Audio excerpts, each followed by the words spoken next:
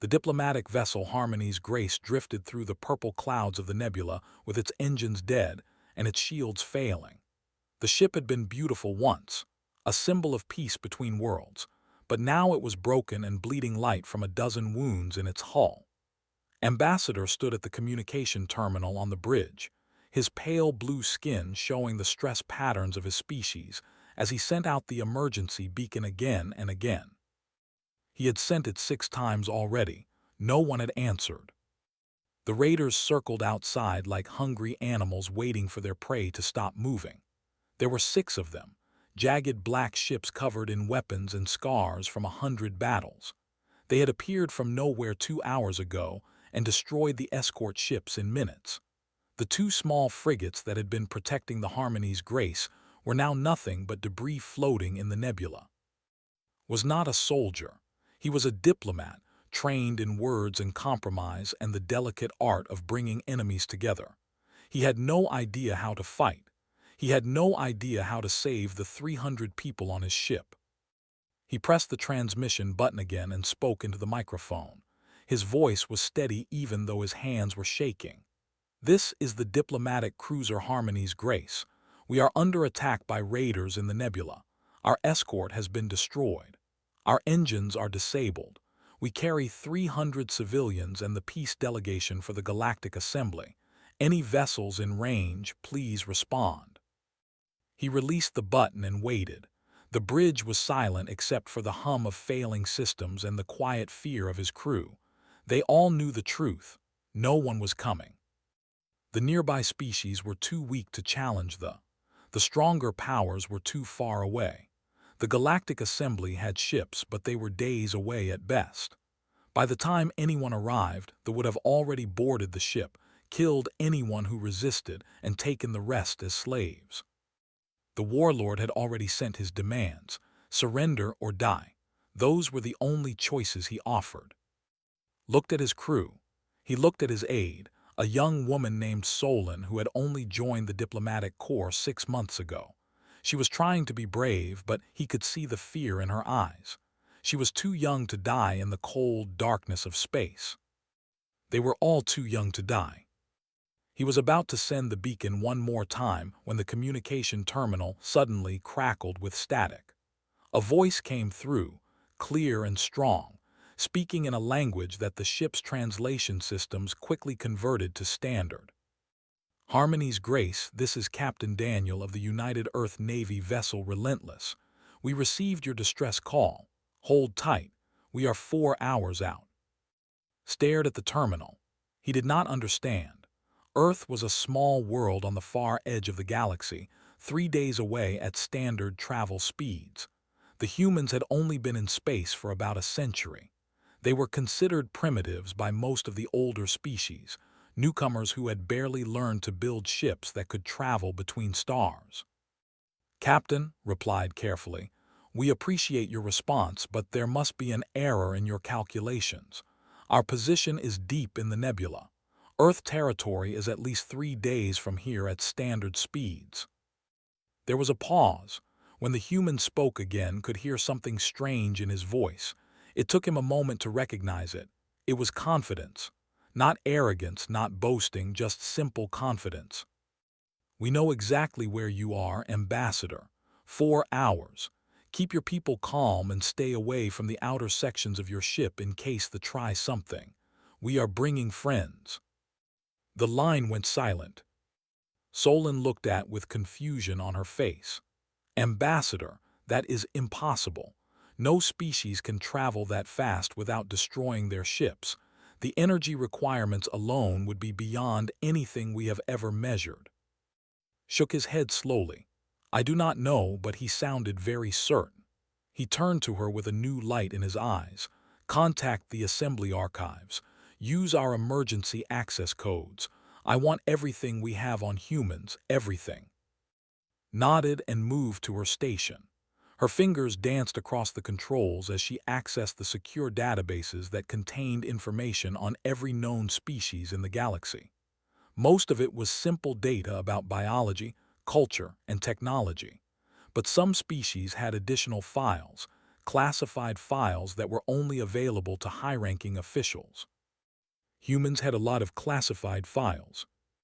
Began reading, and as she read, her blue skin grew pale.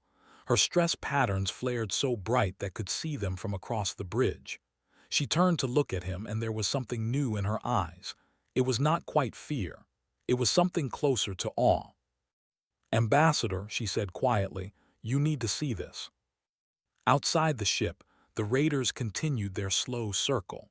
Warlord sat in his command chair on the lead vessel, watching the broken ship with cruel amusement. He was in no hurry. The hunt was always more enjoyable when the prey had time to feel despair before the end. He did not know that something was coming. He did not know that somewhere in the darkness of space, engines were burning hot enough to tear holes in reality itself. He did not know that 47 ships were racing toward him at speeds that should have been impossible. He did not know about humans. But he would learn. On the Harmony's Grace, Ambassador stood beside Solon and read the classified files about the small blue planet called Earth. He read about the gravity that would crush a flat. He read about the storms that could level cities. He read about the predators and the poisons and the 1,000 ways that world tried to kill everything that lived on it. And he read about the creatures that had not only survived that world, but had conquered it. He read about humans. When he finished reading, he looked out the viewport at the circling ships. For the first time since the attack began, he felt something other than fear. He felt hope. 4 hours, he said softly. We just need to survive for 4 hours. Looked at him. Do you think they will really come? Thought about what he had just read. He thought about a species that had crawled out of the mud of a death world and reached for the stars. He thought about persistent hunters who never stopped chasing their prey. He thought about creatures who adopted predators as pets and called them friends. Yes, he said, I think they will come, and I think they have no idea what is about to happen to them. The classified files on Earth filled screen after screen on Solon's terminal. She had been reading for nearly an hour now, and with each passing minute, her understanding of humans changed completely. Everything she had been taught about them was wrong. They were not primitives. They were not simple newcomers stumbling into a galaxy they did not understand. They were something else entirely.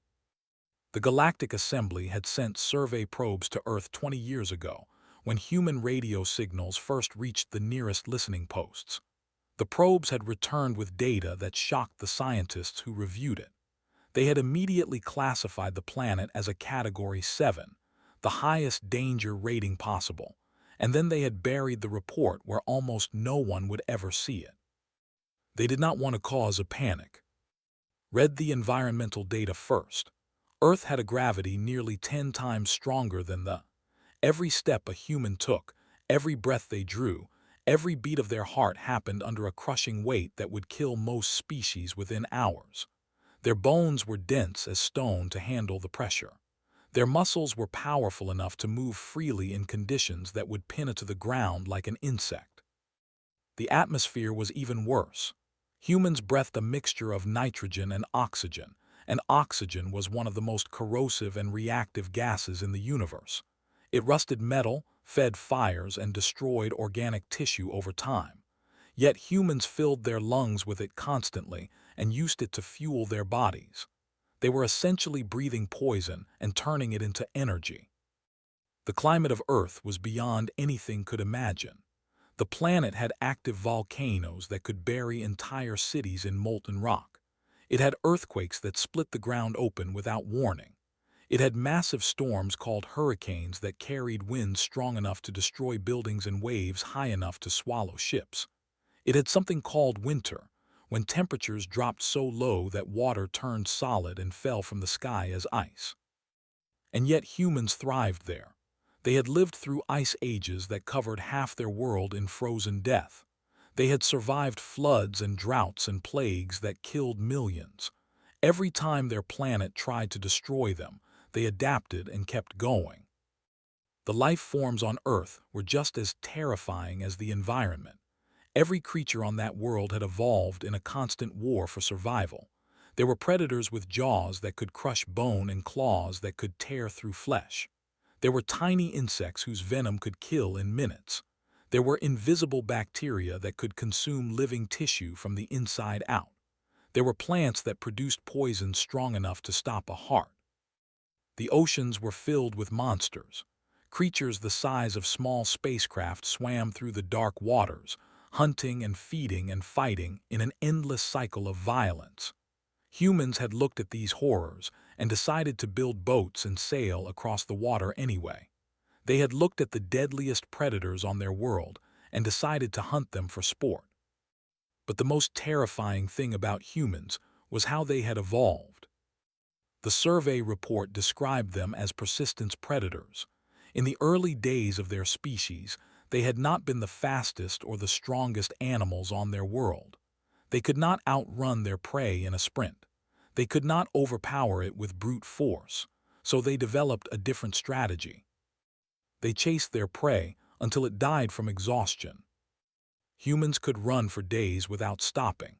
Their bodies could regulate heat through sweating, something almost no other species could do efficiently. They could track wounded animals across vast distances, following blood trails and footprints with patient determination. Their prey would run and hide and run again, but the humans would always keep coming, never stopping, never resting, until the animal finally collapsed and could run no more. Felt a chill run through her body as she read this. She thought about the raiders circling outside. There were ambush predators, used to quick strikes and easy victories. They had never faced anything like a persistent hunter. She kept reading. Humans had an extraordinary ability to survive damage that would kill any other sentient species. The medical files documented cases that seemed impossible. Humans who had lost limbs and kept fighting. Humans who had been stabbed and shot and burned and still refused to die. Their bodies could seal wounds, fight infections, and repair themselves with a resilience that bordered on regeneration. They felt pain, but pain did not stop them. It just made them angry. Their psychology was equally strange. Humans formed emotional bonds with almost anything. They adopted predators from there as companions, living alongside wolves and large cats as if they were family members. They developed deep attachments to plants, to machines, to creatures from other species. They would risk their lives to protect beings they had no genetic connection to, simply because they cared about them. The survey team had struggled to explain this behavior. They called it compassion, but that word did not capture the full reality. Humans did not just feel sympathy for others. They felt a burning need to help, to protect, to save. When they saw someone in danger, something in their brain activated that demanded action. It was instinct. It was culture. It was built into the very core of what they were. Ambassador stood beside as she finished reading, his face showing the same shock she felt. He had expected to find information about a young species just learning to navigate the galaxy. Instead, he had found the most dangerous creatures he had ever heard of. Their ships, he said quietly. What about their ships?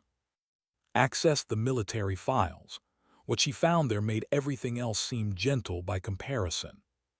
Human warships were not designed for defense.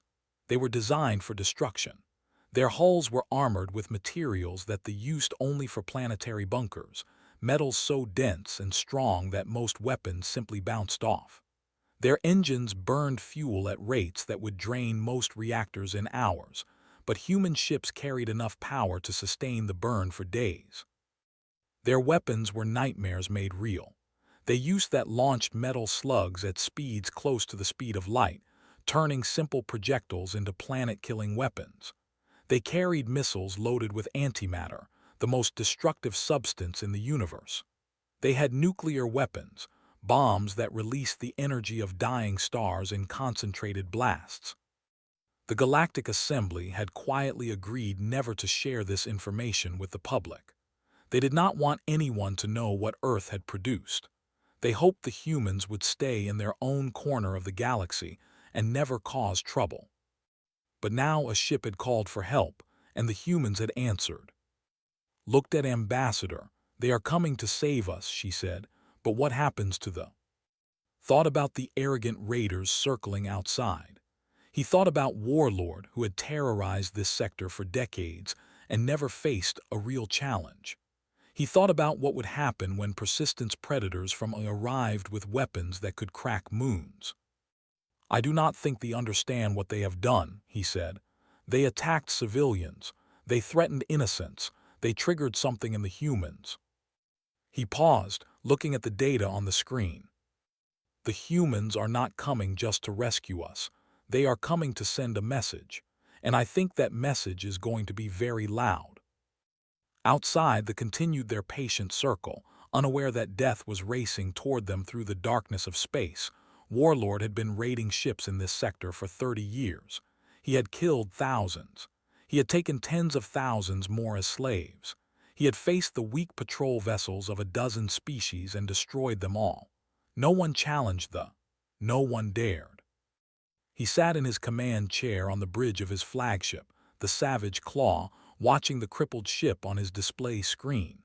His crew moved around him with practiced efficiency, preparing the boarding pods and sharpening their blades for the assault.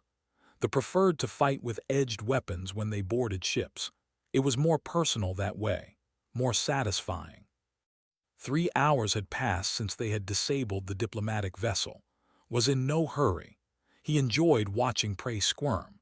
He enjoyed knowing that the people on that ship were spending their final hours in terror, waiting for a death that would not be quick or clean. His sensor officer suddenly made a sharp sound, the equivalent of alarm, turned to look at him. "What is it?" The officer stared at his screen with wide eyes. "Warlord, I am detecting energy signatures at the edge of the nebula. Something is coming out of." Felt a flicker of annoyance. Probably some merchant vessel stumbling into the wrong place at the wrong time.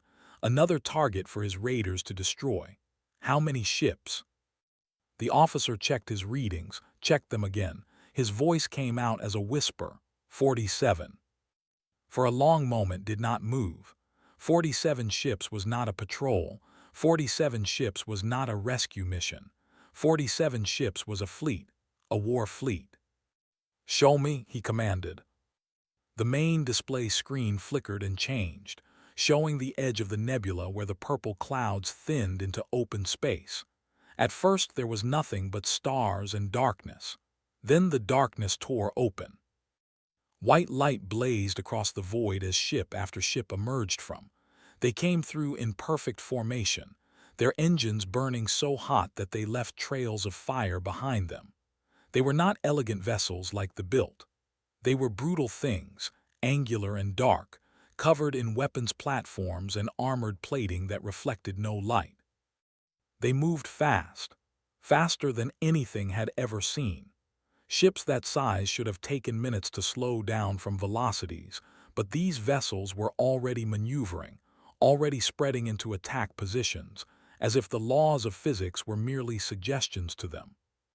At the center of the formation was a monster, a ship 3 times the size of the Savage Claw, bristling with weapons that did not recognize. The words painted on its hull meant nothing to him, but his translation system converted them quickly. Relentless. The communication system crackled with an incoming transmission, accepted it automatically, still staring at the fleet that had appeared from nowhere. A human face appeared on his screen.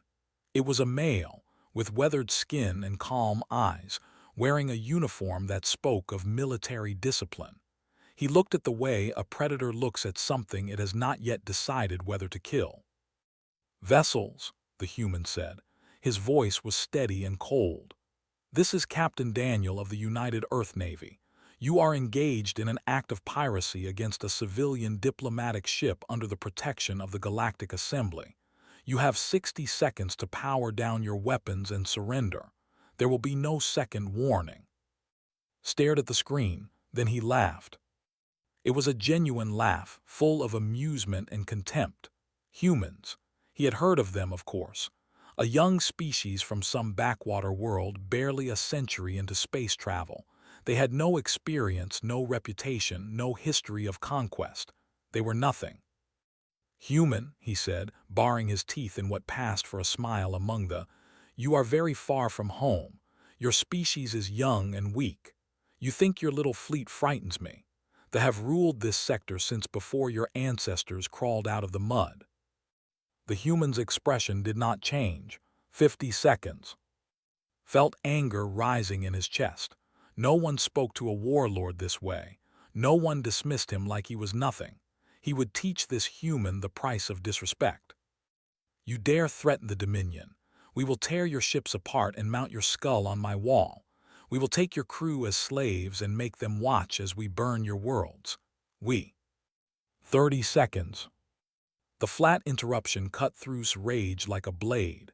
He realized with a distant shock that the human was not afraid. There was no fear in his eyes, no tension in his voice. He was counting down as calmly as if he were waiting for a meal to finish cooking. The tactical officer spoke urgently from his station. "Warlord, their weapons are charging. I am reading energy levels beyond anything in our database. Their targeting systems have already locked onto all 6 of our vessels." Looked at his display. The human fleet had finished spreading into formation. They surrounded the ship like a protective barrier, their weapons pointed outward at the raiders. Every single gun was aimed and ready. 47 ships against 6. For just a moment, considered surrender. He had not survived 30 years of raiding by being stupid. He knew when the odds were against him. But then his pride overwhelmed his caution. They did not surrender. They did not retreat. There were warriors, and warriors died fighting. "All ships," he commanded, his voice hard with fury, "attack formation. Full power to weapons. Show these primitives what happens when you challenge the Dominion." His fleet surged forward, engines blazing, weapons charging for the assault. 6 ships against 47, racing toward a fight they could not win. On the bridge of the Relentless, Captain Daniel watched the charge. His executive officer, Commander Lisa Monroe, stood beside him with her arms crossed. "They are actually attacking," she said. There was something like disbelief in her voice. Nodded slowly. "Pride, it makes people stupid." He turned to his tactical officer.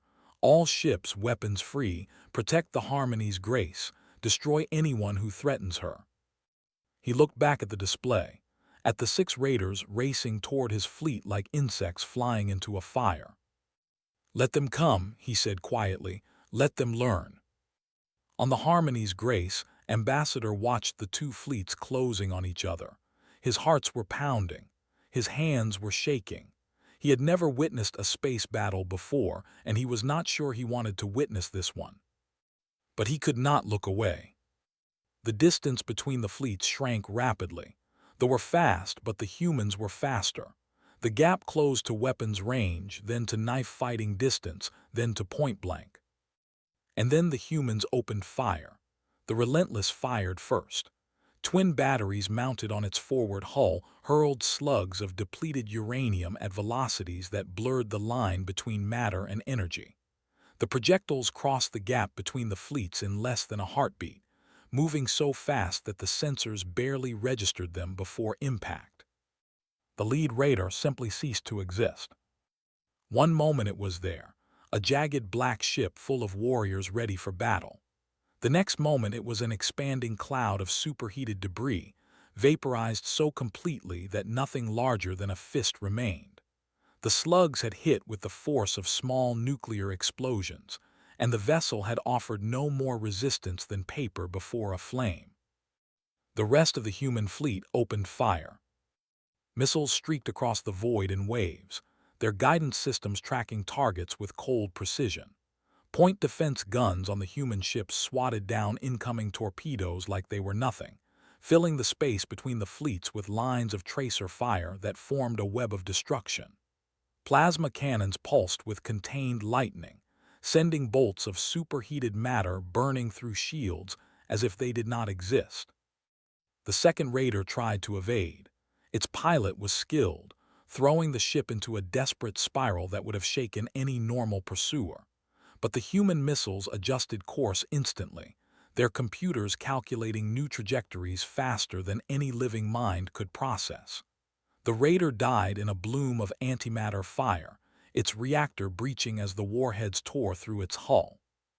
Fighter squadrons launched from the human carriers, small craft piloted by men and women who had trained in gravity wells that would crush most species. They moved through the chaos with a grace that seemed impossible, weaving between debris and weapons fire as if they had been born in the void. Lieutenant Park led his squadron toward the third raider, his fighter responding to his commands like an extension of his own body. He had grown up on Earth, in a place called Colorado where the mountains touched the sky and the air was thin enough to make lesser beings gasp for breath. He had learned to fly before he learned to drive. The zero gravity of space felt like freedom to him. He painted a target lock on the ship and squeezed the trigger. His plasma cannons carved through its shields in 2 shots, and his third shot punched straight through the engine section. The raider spun out of control, trailing fire and debris. "Splash 1, he reported calmly, moving to support Gold Squadron. On the bridge of the Savage Claw, Warlord watched his fleet die. 3 ships gone in less than 2 minutes. 3 crews, 300 warriors, erased from existence like they had never been. The humans had not even slowed down. They had not even seemed to notice the weapon's fire splashing harmlessly against their shields. His tactical officer was screaming something about energy readings and shield harmonics, but was not listening. He was staring at the display screen, watching the human fleet advance through the wreckage of his raiders like a storm sweeping across an open plain. He had made a terrible mistake. The 4th raider tried to flee. Its captain had seen enough, had watched enough of his comrades die, and his survival instincts finally overwhelmed his pride. He turned his ship away from the battle and pushed his engines to maximum, trying to reach the edge of the nebula where he could escape into. A human destroyer peeled away from the formation and gave chase. It caught the fleeing raider in 30 seconds, moving with an acceleration that should have its crew. The destroyer did not even bother with missiles. It simply rammed the ship at full speed, its armored prow crushing through the raider's hull like a fist through glass. Both ships tumbled through space, locked together in a death spiral. But when the debris cleared, the destroyer was still intact, damaged but functional, already turning back toward the main fleet. The ship was gutted, its interior exposed to the vacuum, its crew dead or dying in the cold. The 5th raider lasted 12 seconds longer than the 4th. Now only the Savage Claw remained. His flagship, the terror of a dozen systems, surrounded by the wreckage of his fleet and the cold eyes of 46 human warships. On the Harmony's Grace, Ambassador stood frozen at the viewport, unable to process what he had just witnessed. The most feared raiders in the sector, the ships that had plagued trade routes for generations, had been destroyed in less time than it took to eat a meal. The humans had not shown mercy. They had not shown hesitation. They had simply eliminated the threat with brutal efficiency and then stopped firing. Solon stood beside him, her pale blue skin almost white with shock. "Ambassador," she whispered, "the battle, it lasted less than 11 minutes." Nodded slowly. He could not find words.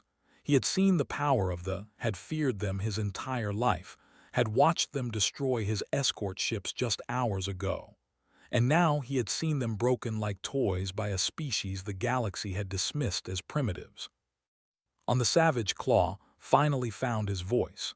He opened a channel to the human flagship, his hands trembling with rage and something he refused to call fear. "Human," he snarled, "you have made an enemy today. The Dominion will not forget this insult. We will gather our fleets and we will come for your worlds. We will burn your cities and enslave your people and make you pay for every warrior you killed here." Captain Daniel appeared on the screen again. His expression had not changed. He looked with the same calm patience he had shown before the battle, as if destroying 5 warships had required no more effort than brushing dust from his uniform. "Warlord," he said quietly, You attacked a civilian ship carrying 300 innocent people. You killed their escorts. You threatened to enslave them or worse. And when we came to help, you chose to fight instead of surrender." He leaned forward slightly, and for the first time something showed in his eyes. It was not anger. It was not hatred. It was something colder, something older. The look of a predator that had already decided its prey was dead. "You made your choice. Now live with the consequences." The Relentless fired a single shot. The slug crossed the distance between the ships in an instant and hit the savage claw dead center. Had 1 second to realize what was happening before his flagship split in half around him, its reactor detonating in a silent bloom of fire that lit up the nebula like a small sun. They were gone, all 6 ships, all 6 crews, erased from the universe in 11 minutes. Captain turned to Commander Monroe. "Send medical and engineering teams to the Harmony's Grace. Full support. I want those people taken care of." Monroe nodded and began issuing orders. The human fleet shifted formation, surrounding the damaged ship like a protective shell. Shuttles launched from the carriers, carrying doctors and technicians and supplies. Opened a channel to the ambassador. "Harmony's Grace, this is Relentless. Threat neutralized. We are dispatching teams to assist with repairs and treat any wounded. Is anyone injured?" There was a long pause before responded. When he spoke, his voice was hoarse. "Captain, we do not know how to thank you for what you have done." Smiled. It was a warm expression, surprisingly gentle from a man who had just ordered the destruction of 6 ships. "You called for help, Ambassador. Humans answer those calls. It is what we do." The first shuttle docked with the Harmony's Grace, and human medics poured through the airlock with equipment and kind words and hands ready to heal. Outside, the nebula slowly swallowed the debris of the fleet, leaving no trace that the battle had ever happened. The Galactic Assembly convened an emergency session 3 days after the battle in the nebula. Representatives from 42 species filled the great chamber, a vast circular room that floated at the heart of the assembly station. Light filtered through crystal walls, casting rainbow patterns across the faces of diplomats and politicians who had never agreed on anything in their lives. Today they would agree. Today they would listen.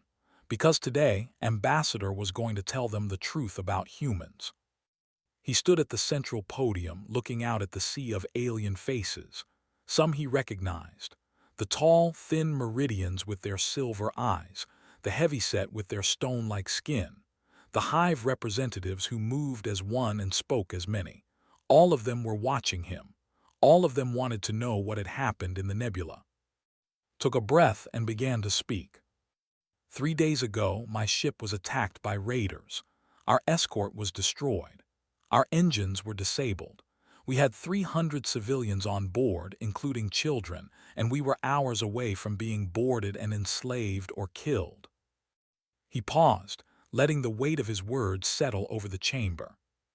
"I sent a distress call. I sent it knowing that no one would answer. The nearby species were too weak to challenge the assembly response fleet was days away. We had no hope." The chamber was completely silent. Every eye was fixed on. But someone answered. A human captain named Daniel heard our call from 3 days away and arrived in 4 hours. He brought 47 warships, and when they refused to surrender, he destroyed them, all of them, in 11 minutes. A ripple of sound passed through the chamber. Gasps, murmurs, disbelief, waited for it to fade before continuing. "We have studied humans for decades. We classified their world as a Category 7 and assumed they were dangerous primitives who would never amount to anything. We buried our reports about them because we did not want to cause panic. We were half right." He activated the display behind him. Images appeared, footage captured from the Harmony's Grace during and after the battle. Human medics treating wounded with gentle hands. Human engineers working alongside crews to repair damaged systems. Human soldiers standing guard with weapons that could level cities, their faces calm and their manner kind.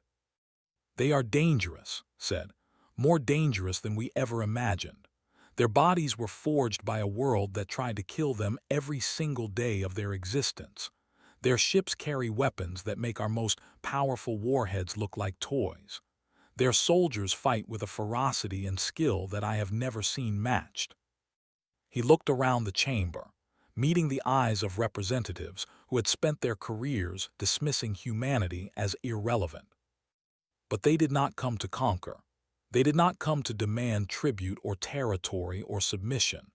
They heard that 300 strangers were in danger, strangers they had never met, strangers from a species that had never done anything for them, and they crossed half the galaxy to help. The display changed, showing Captain Daniel on the bridge of the Relentless. His face was calm, his eyes steady. He looked like a man who had done nothing more remarkable than his duty. When I asked Captain why he came, he seemed confused by the question. He said it was simply the right thing to do. He said that humans do not leave people behind when they call for help. He said it like it was obvious, like any species would do the same thing. Let out a slow breath. We would not have done the same thing. None of us would. We would have calculated the risks and the costs and the political implications, and we would have decided that 300 lives were not worth the trouble. They knew this. That is why they attacked us in the first place. They knew no one would come. He stepped away from the podium, walking closer to the assembled representatives. Humans came anyway, not because we are their allies, not because they wanted something from us, not because it served their interests. They came because they heard people screaming for help in the darkness, and something inside them demanded that they answer. The chamber was silent. The representatives stared at with expressions ranging from shock to fear to something that might have been hope. I have read every report we have on humanity. I have studied their history, their culture, their biology, and I have come to understand something that our analysts missed. The same instincts that make humans dangerous in battle also make them compassionate in peace. They evolved on a world where survival required cooperation, where the pack lived or died together. They do not see other species as competitors or prey. They see potential friends, potential family. He returned to the podium and gripped its edges. The humans have offered us an alliance. Not conquest, not domination, partnership. They want to explore with us, trade with us, stand beside us when threats arise. They are asking to be our friends. Looked out at the chamber one final time.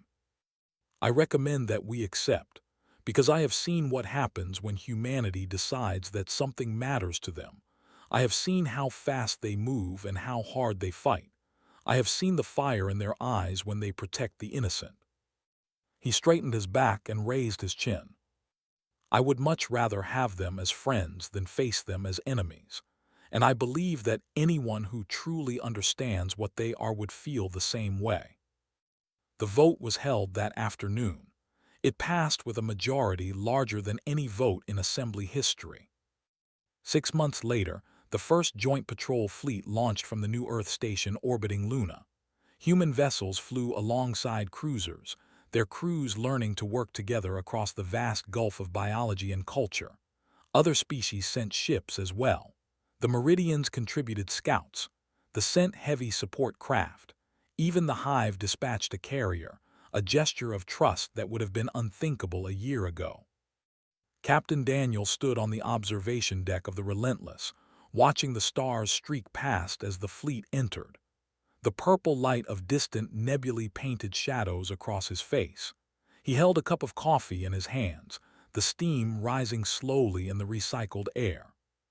Commander Lisa Monroe joined him, carrying her own cup. She looked out at the other ships visible through the viewport, the alien designs that had once been strangers and were now becoming partners. "The Assembly is calling us the Shield of the Outer Rim," she said. "New species are applying to join the coalition every week. They say they want to be part of what we are building." Sipped his coffee and smiled. "We just answered a distress call, Lisa, nothing special." Monroe shook her head. "To us, maybe, but to them.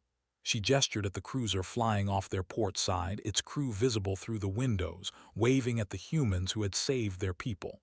They never imagined anyone would come. In their entire history, no one ever had. They called into the void expecting silence, and we showed up with 47 ships. Was quiet for a long moment. He thought about the battle in the nebula. He thought about the who had chosen pride over survival. He thought about Ambassador, standing on that broken ship, hopping against hope that someone would hear his call. Then we need to keep showing up, he said finally. Every time someone calls, every time someone needs help, we show up. We let them know that they are not alone anymore.